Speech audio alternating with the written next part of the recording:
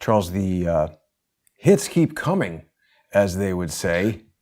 How are you doing there in Boise?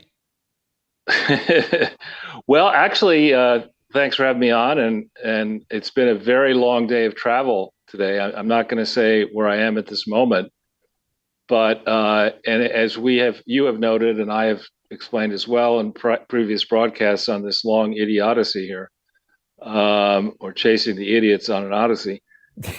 We have had to be respectful of local law, and because in many of the countries that I've just been in are quite strict in terms of clamps on this and clamps on that.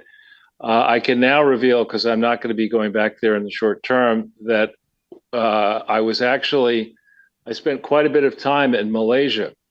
And I'd like to thank, I didn't even tell the various hotels that I was going to do this, but one hotel I stayed in was the Westin in Langkawi, Langkawi.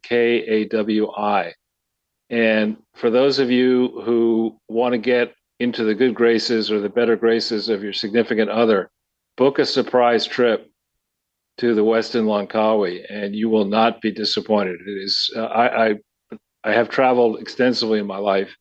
I've stayed at many nice places, and I would say that in terms of a place you go to from wherever you currently are, you have to be comfortable flying a long distance, and you just check into this place. And I was only there for how many nights? I think I was there for just 3 nights, and it was a joy, even though it rained somewhat when I was there. But it was just, the weather's fantastic, the facilities are incredible. The views are incredible. Malaysia is a real melting pot country. And so it's a Muslim country, actually, but it has all sorts of religions living in harmony and all sorts of nationalities living in harmony. And so this was more of a destination resort. I went from there to Penang, Penang, and there I stayed at a hotel called the Eastern and Oriental Hotel, which is a predecessor to the same families that developed Raffles in Singapore did the Eastern and Oriental Hotel long ago. It was initially created in 1885, so in the days of ship travel. And it fell into disrepair, and then people got together and got rehabbed it. And I spent 5 days in that place, and it's an old-fashioned hotel, but let me tell you, it's spotless. The food is outstanding. The ambiance is outstanding, and it's not very expensive. So I highly recommend. I mean, if you're looking for a break to do something different than going to East Hampton or Miami or whatever, these are two very interesting places. And Malaysia itself is also quite an interesting country, because they've adopted a growth strategy that has worked for them, attracting forward-thinking industries they make their own vehicles, actually, in Malaysia, and they also have software and high-tech stuff and banking. They're very aggressively courting retirees who have money, and by that I don't mean multimillionaires, people who have saved some money and would like to spend part of the year there. It's a very attractive tax regime for that.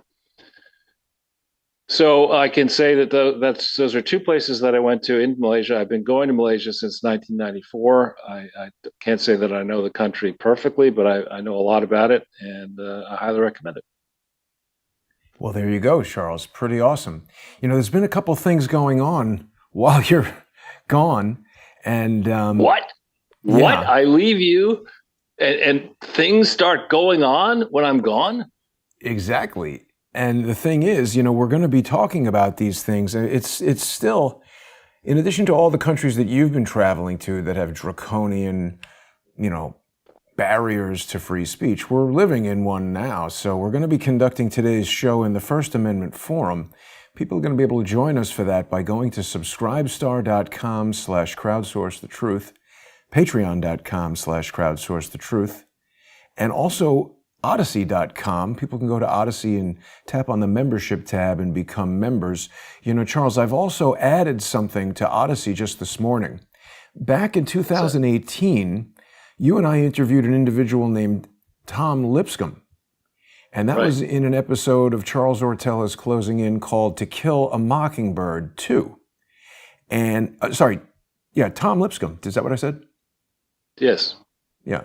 So we interviewed Tom, and it was very interesting because he came to the show kind of right after I had gone to Minnesota with Pepper Stanley to check out this whole hotel, the Aspen Suites Hotel, where Peter Smith was found dead, allegedly due to suicide. And the thing that's so interesting about this is that a long list of characters that we've been talking about for a long time are wrapped up in this whole story. And I encourage people to get onto Odyssey.com and check out this To Kill a Mockingbird 2 video that we did speaking to Thomas Lipscomb and evaluate his response to my information about the death of Peter Smith. There's some new information that I've been discovering even 5 years later, Charles, that causes me to believe that this Peter Smith death is going to be a lot more important to understanding not only Russiagate, but the malfeasance in the FBI and all of this crazy backroom stuff that's going on. Of course, Elon Musk ejected James Baker yesterday, and I'm finding it, I don't want to use the word strange because I think we know why this is happening, but every single corporate-owned news entity that I've heard anything from is super downplaying the fact that not only was James Baker a government lawyer and an FBI employee and an FBI lawyer, he was the general counsel at the FBI, and we've spoken on Crowdsource the Truth how his predecessor was Andrew Weissman. Many predecessors prior was Valerie Caproni, who's now the judge in my case, where the plaintiff is the former head of news, government, and politics at Twitter. These could all be coincidences. Perhaps I'm a coincidence theorist, because people tell me that I'm a conspiracy theorist, Charles, but I intend over the next short few months to present extremely compelling evidence of this conspiracy, and it's perfect timing because our friends in the new Republican Congress have just called to basically question, where's the headline here from CNN? Oh, we got ads covering it and everything, but they're going to be questioning James Baker, among others, in Congress about all the shenanigans going on at Twitter.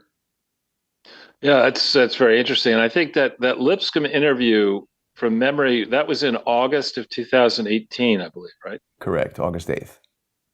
August 8th. And right after then is when Shelby Halliday of the Wall Street Journal and subsequently a whole bunch of other people in mainstream press started jumping all over previous reporting that had occurred in 2017 about my suspicions that having been one of the very few people, last people to have spoken to Peter Smith.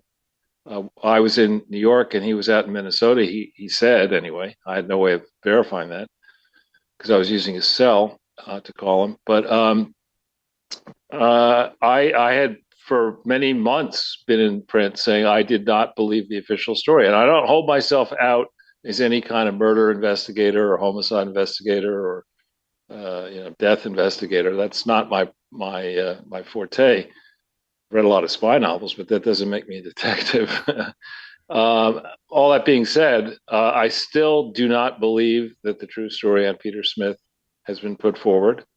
And I am very suspicious of the way in which Shelby Halliday, who is a young person, but was basically not so much that, but what the way in which she was all over mainstream press. She's a Wall Street Journal reporter. She was all over MSNBC and I think maybe CNN as well in this time frame. On with Ari Melber at MSNBC, I remember multiple times, and Rachel Maddow. And there seemed to me to be this cozy relationship between the FBI press office and up and coming reporters like Shelby. Well, I don't want to say she's wet behind the ears, but she wasn't all that senior. Let's put it that way. And suddenly you start getting inside calls from the FBI to you at the Wall Street Journal saying, hey, we should meet over at Starbucks. Yeah. That's something I want to discuss. I would imagine a real veteran would say, "Now, hang on, you're the official spokesperson for the FBI. Why don't we meet, either here or uh, over at the FBI offices?" "Oh, no, no, no, we need to meet in some other place." "Well, why is that exactly? What are you doing here?" So I think the Federal Bureau of Intimidation, which is what I would call it, has been spinning, really manufacturing. I think we will find a lot of quote news that most of which I think when it comes to Trump, and really we're going to talk about this in the First Amendment forum, so I don't want to get in too much trouble on this broadcast, but I think you have to go much further back even than June of 2015 to assess the ways in which the FBI likely has been co-opted, willingly co-opted, by the donor class to both political parties.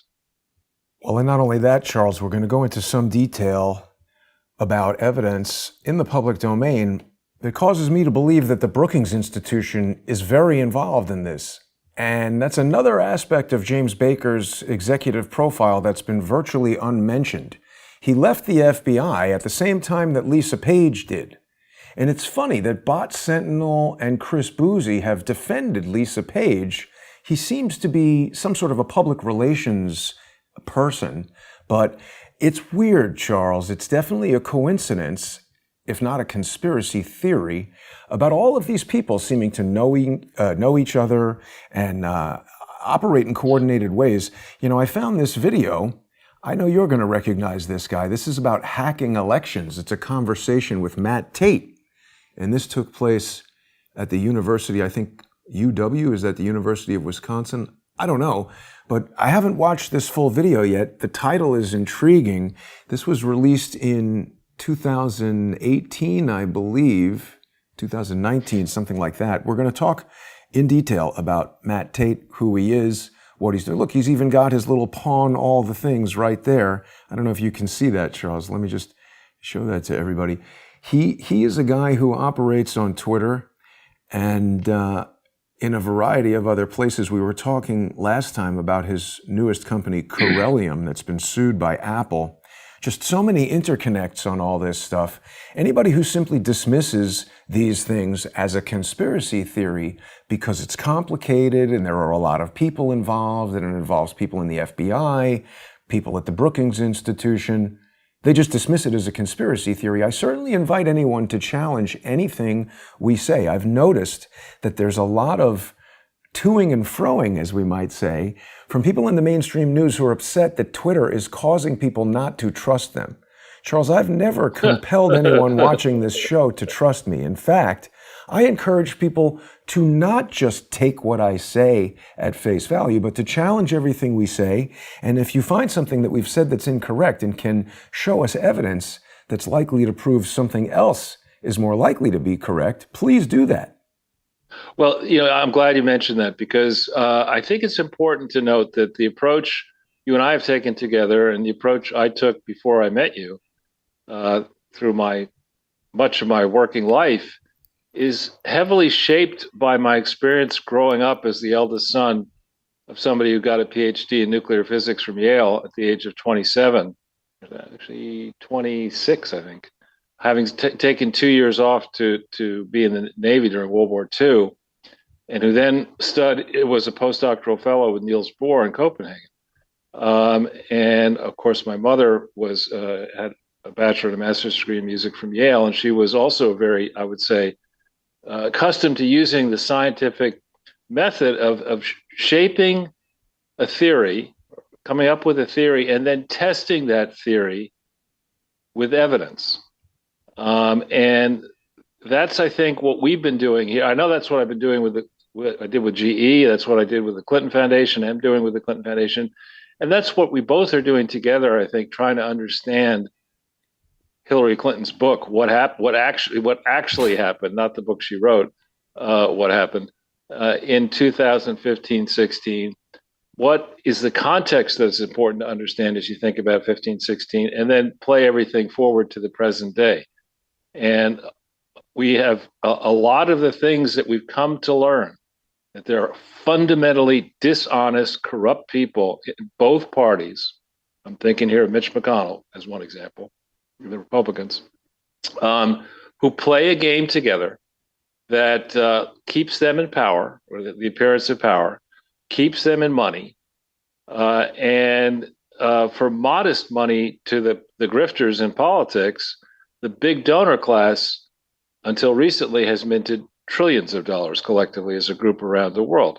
This is a dirty game where the average worker, a person who's trying to earn an honest living, has been totally fucking screwed by the Poindexters who operate in the punditry, who shape the narrative using social media and mainstream media, print media, etc. And they're desperately trying, and have succeeded for years. They're trying to stop a process which is gathering force now, that's ripping the cover off the mirage here. If there's been any progress economically, or for that matter, politically, the international strategic standing of the United States since about 1989. I have been arguing on air with you, and before I met you, that I think I wouldn't go so far as to say that we're living in a simulation, the way Elon Musk likes to say. Maybe he's teasing there, but I do think that if you try to measure true economic progress using modern tools, not tools that were put together starting in 1933 by people who inside the Roosevelt administration who wanted to make the argument that more government spending is good. If you use really sharp tools and looked at data put out by the government and reshaped it, I think you conclude what's in the belly of most of us right now, that we're not better off at all than we were back in 1989 and before. We're simply not. And the people who claim that we are better off are the ones with 2, 3, and 4 mansions, uttering platitudes, collecting honors and awards they don't deserve and money they don't deserve, and lording it all over the rest of us, not playing by the rules that they seek to impose on the wider world. Yeah. This is a big story, and it's not what the swamp likes to do is to say, well, that's too grand, that grand unified theory. You've got to be more specific. You've got to focus only on this ridiculous charity that was featured you see that thing in the press today, that there's some charity that is called EAT, EAT or something like that. Yeah. That was had teamed up with, of all people, talk about how to get 3 really stupid people in a room. They get Scam Bankman-Fried, Lori Lightfoot of Chicago, and the idiot running the charity are all using the FTX token to send payments to poor people in Chicago. And I mean, that thing is completely fallen apart because nobody knows what has happened. Well, of course, FTX went bankrupt. But, they want you to just focus on EAT, one crooked charity, potentially crooked charity, and not the whole issue of, is any charity today truly legitimate? Right. They want you to just, I'm sorry to monopolize here for a little bit. I just want to finish one thought. They want you to accept the theory that all for-profit companies are suspicious, whereas all not-for-profit entities must be glorious. Yeah. And it's the opposite is the case, in my view. Well, it's definitely suspicious if it's owned by Elon Musk. And the other tactic that they use is to just say, well, this is a nothing burger. This is old news that's been spoken about. Karine Jean-Pierre is saying that quite a lot. And Charles, one other thing I wanted to bring up while we're talking about the Brookings Institution and all of this sinister stuff, people should not forget that in November of 2018, David Priess released this book called How to Get Rid of a President, History's Guide to Removing Unpopular, Unable, or Unfit Chief Executives. Priess is himself a lawfare publisher, so he's working with Witties, and our buddy Jim Baker was also a fellow at the Brookings Institution and writing for lawfare. So, I mean, they're telling you what they do. This guy is telling you he's with the CIA, and there he is with one of the biggest scumbags in history, George H.W. Bush. I believe he was a Republican. So this is not about hating Democrats or hating the Clintons. It's about identifying scumbags and enumerating exactly what it is that we see in terms of evidence that indicates that they've done stuff. So again, to people who are watching, who are inclined to say, well, Charles and Jason are wrong or don't know what they're talking about, or Jason's a conspiracy theorist. All right, I welcome that criticism, but if you're just going to hurl that without backing it up with countermanding facts that can disprove what we're saying or present a stronger hypothesis, then what we've got is called prima facie evidence. And until you can disprove it, just calling somebody a conspiracy theorist is really not the way that it can go. Now, Charles, we just have a couple minutes left before we want to make the transition over to subscribestar.com/crowdsourcethetruth and patreon.com/crowdsourcethetruth, where people are going to be able to watch the First Amendment Forum. I also want to encourage people to check out Odyssey.com, where they can become members. They can watch our November 2018. August, right around the time that book was coming out. Tom Lipscomb comes over here. And I think we might have forgotten to mention to our viewers that Tom Lipscomb is the individual who introduced you to Peter Smith. I had forgotten that detail. And something else that people can do at Odyssey is to watch this cold case episode revisiting the strange death of Peter Smith. And we pretty substantially cover most of the details as far as what was known in 2018 by us. There's more known now. But Charles, take us out. We're gonna pick up in just a couple minutes on the First Amendment Forum. Any last comments you have before we make that transition?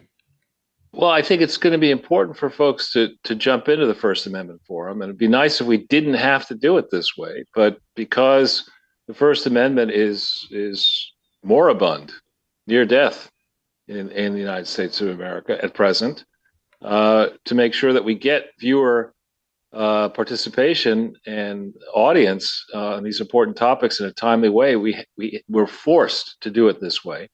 And I hope that'll change. I hope we'll revive the First Amendment protections that really are central to what used to make America great.